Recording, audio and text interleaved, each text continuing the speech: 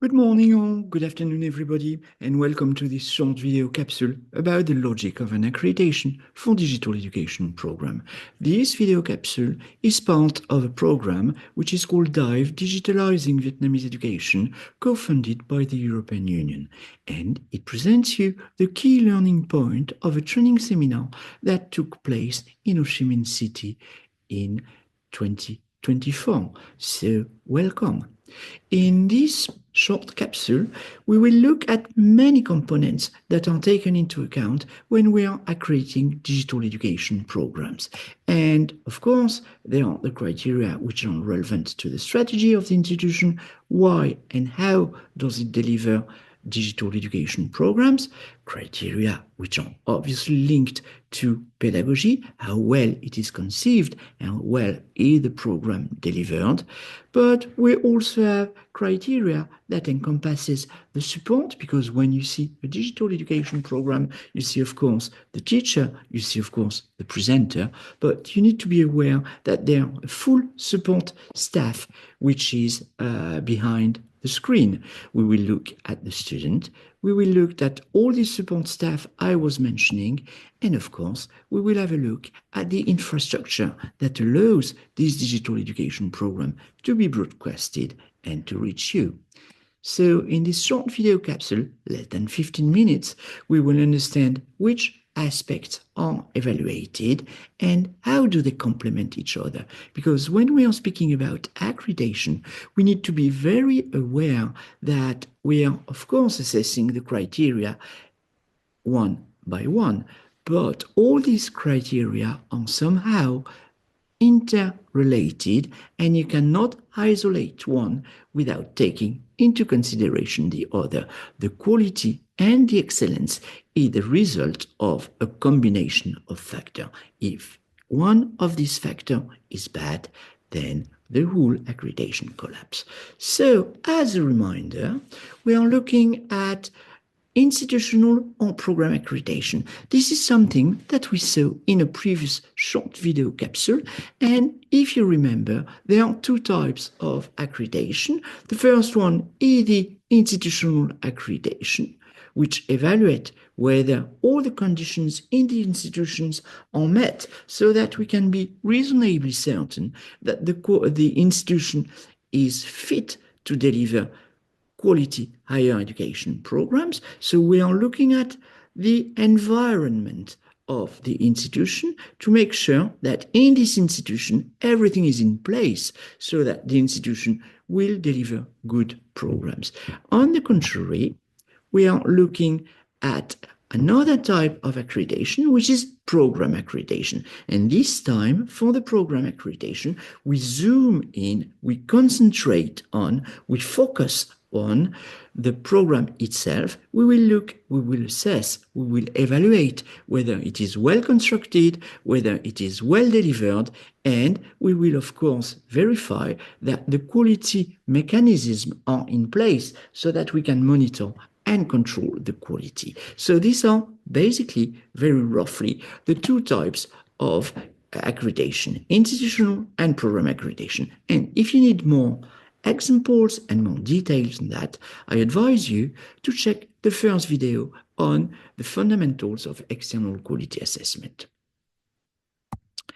Another reminder that I wanted to do is that accreditation is obviously an award that we give to the best institutions, to the best programs. So this is making visible that your institution is one of the top in its environment. But even more importantly, the accreditation is a quality improvement mechanism. You seek an accreditation, you candidate for an accreditation, first because you want to be visible, you want to be recognized, but also because it is part of your continuous quality improvement strategy. And this accreditation is not only the result, but also the process that will help your institution, that will help your program, that will accompany your staff to deliver better quality programs. So keep also in mind that everything that we will share with you is an accreditation, is intended to be an award to be a prize, but it is also intended as a process to help you progress towards better quality. So now let's concentrate a little bit about the specificity of digital education. Combines both elements that lies at the institutional level, and just like I was saying before, we will look at how does the digital education help to carry on with the university mission. Why does the university decide to deliver some of its courses, some of its programs under a digital form instead of delivering everything in a classical face-to-face approach? We look also how the digital programs are integrated into the portfolio of the university, to whom they are targeted, and how they complement the other more classical, let's say, programs. And we look at the institutional level, the support services that facilitate digital education, because of course, these support services, they are shared among all the programs, or they are at the disposal of all the programs. And of course, the digital education programs and the portfolio of digital courses need to respect some rules which are common to the institution. But when we are looking at digital education, we are also assessing the programs, which makes it a little bit different. We here focus on the design process, on the delivery process, and we check a three-part process. The first part is that the program or the course is consistent with the mission of the institution. You need to go to vision and mission of your university and to check to which extent these programs is consistent, coherent with this mission, in which way these digital education programs help the university to carry on with its mission. This is what we call mission-driven. If your university mission is to be fully international, then it is obvious that the digital education program will allow a more global reach of your institution. And in this example, of course, we see that digital education is one of the means to achieve the mission and the vision of the university. The second verification that we will carry on is that the programs and the course follows the generally accepted quality criteria, meaning that they do not make an exception to the general accepted rules that govern the quality in the whole of the institution. Again, as we were saying, digital education is part of the portfolio, and there is no reason why it should not be submitted to the same quest for quality. And the third verification that we will look at is that the technology supports the learning process. In particular, we want to make sure that in digital education, all the tools, all the technology that is put into the program, the tests, the forums, the video, the synchronous aspect, the asynchronous aspects, are at the service of a better quality. And basically, that they are here to support the learning process. In other words, we want to avoid that the institution makes technology for the sake of technology. Technology is just a media. Technology is just a support for reaching better quality results. Now, let's take an example to dive into the different aspects of the quality accreditation. And I choose the model developed by FIBA. There are many other models. And why did we choose FIBA? Is that simply FIBA is well introduced in Vietnam, and many of you in Vietnam might already be familiar with this accreditation. Again, it is not an endorsement. FIBA is one of the accreditation that you may encounter. It is just taken here as an example. And there are 5 main areas of verification, and you will see that it is fully consistent with what I was telling you. The first one is about the digitization strategy. Here, again, we try to see why the institution decided and for which goals the institution decided to implement digital education. The second thing is the staff, how competent, how trained they are to deliver digital education courses. The third is obviously the technology, provided that the technology is at the service of pedagogy and brings value to the pedagogy. We are looking at the didactic design, as it is very classical when we are dealing with program accreditation. And the last classical aspect is we are checking, FIBA is checking that all the quality assurances mechanisms are in place to monitor and to continuously evaluate the quality of digital education. So if we go into more detail on each of these 5 domains of verification, we look at the strategy. It needs to be clear, it needs to be realistic, it needs to be well formulated with clear decision-making process, with attribution of responsibilities so that everybody knows who is in charge of what, who is taking which decision, and who is steering the institution and the implementation of the program. It is, of course, regularly evaluated and reformulated if the environment has changed. And then we go to the second aspect, which is the staff. What will we have a look at? The staff is competent, it's well trained to develop its skills, and of course is continuously trained to upgrade his knowledge and his skills, because digitalization of teaching is a continuously improving, continuously evolving domain, so they need to be up to date. They need to be supported because, of course, we need to recognize that this takes time, this takes effort, and we need to free some time for the staff to be able to upgrade, to be able to progress, and to be able to transform its normal teaching face-to-face into digital teaching. That takes time, that takes effort, and that needs to be supported by the institution. So this is all a question of workload that needs to be compensated. Then we look at the use of technology.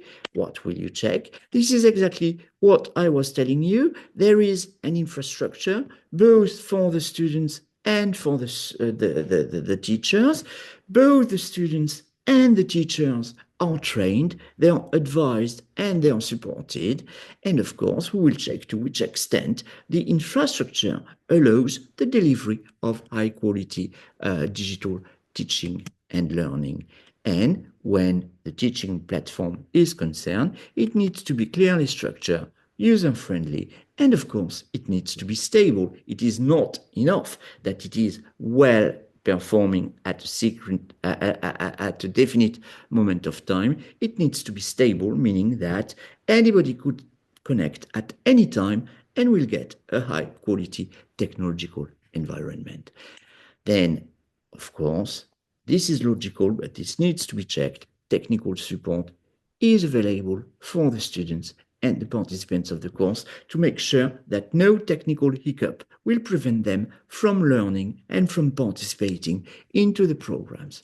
The fourth domain is specifically about the pedagogy, about the design of the course, and we look again at how the technology enhances, improves the quality of the teaching. And again, remember, I'm repeating it, the technology is not an end, but a mean. Technology is a way of delivering high quality education. It is not used for the sake of being used. So you need to understand and you need to be clearly aware that the most advanced technology is not always the best one.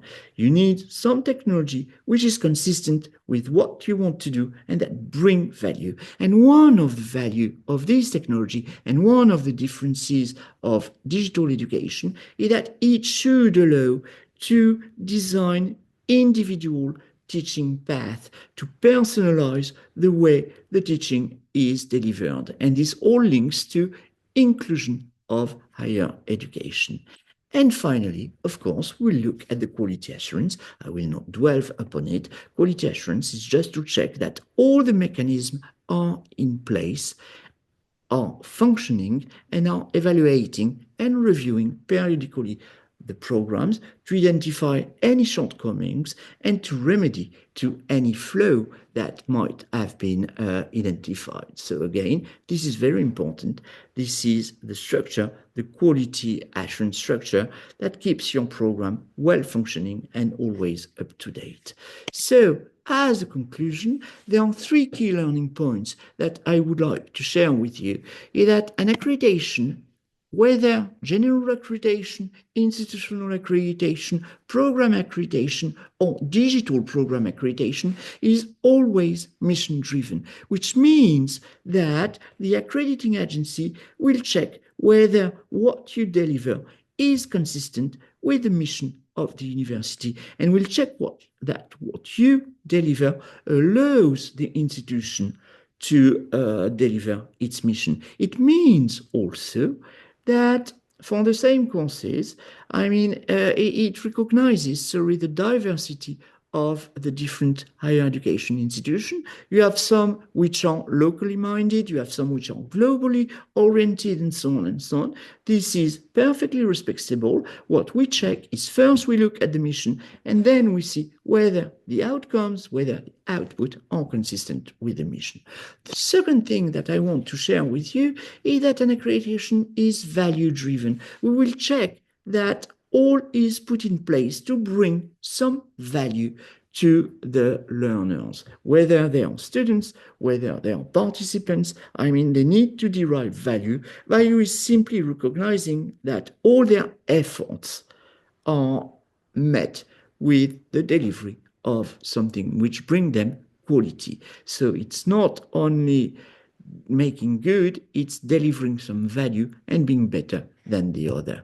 And the last thing is that an accreditation is impact-driven. We look at the output, we look at the outcomes of the program, and we ensure that it will contribute to a positive change in the society, a positive change among the learner, and a positive change in the environment. And with the three key points that we need to remember, I wish you a very good day.